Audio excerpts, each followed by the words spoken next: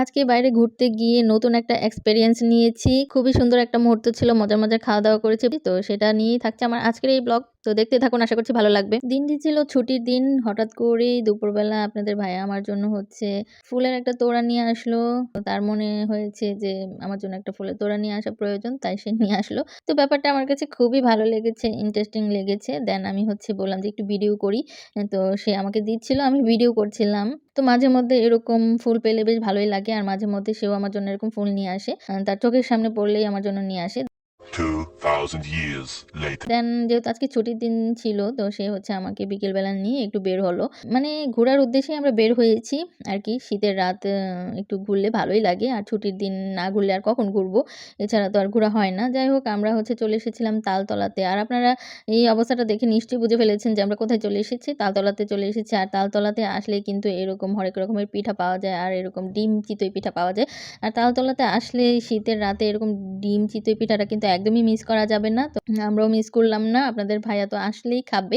দেখেন কত রকমের ভর্তা নিয়েছে সে। আর আমি কিন্তু এত ভর্তা নেই না। আমি এক পদের ভর্তা দিয়েই খাই। কারণ বেশি ভর্তা আমি খেতে পারি না। তো আমার কাছে ডাল ভর্তাটাই শুধু ভালো লাগে। আর দেখেন কি অবস্থা, ভিড় কি ভিড়! এত মানুষ, মানে তালতলাতে যারা এসেছে মানে সবাই চলে এসেছে এই পিঠাটা খাওয়ার জন্য।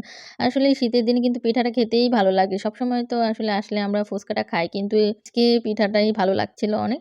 তো মজা করে ডিম চিতই পিঠাটা খেলাম। আর এখন মুড়ি মাখা খাচ্ছি। তালতলা আসলেই আমার এই মুড়ি মাখাটা খেতে ভালো লাগে। কারণ এই মুড়ি মাখাটা এত টেস্টি হয়।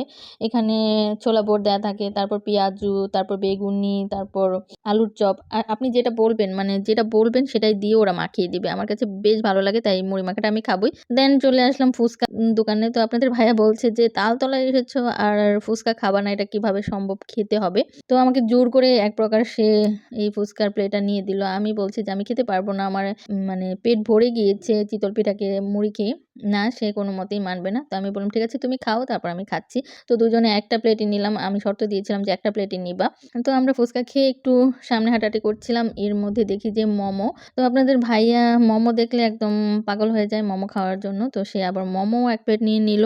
তো আমি বলছি যে, "আজকে এত খেতে, খেতে পেট ভরে যাবে। বাসায় গিয়ে আর ভাত খেতে পারব না।" তো সে বলল, "ভাত খাওয়ার দরকার নেই।" আজকে তালতলা মার্কেটে এসে সত্যিই অন্যরকম একটা এক্সপেরিমেন্ট হলো আমার। খুব ভালো লাগছে। আমার আজকের এই ছোট্ট ব্লগটা আপনাদের কাছে কেমন লেগেছে অবশ্যই কমেন্টস করে জানাবেন। আজকে এখানেই বিদায় নিচ্ছি। সবাই ভালো থাকবেন, সুস্থ থাকবেন। আল্লাহ হাফেজ।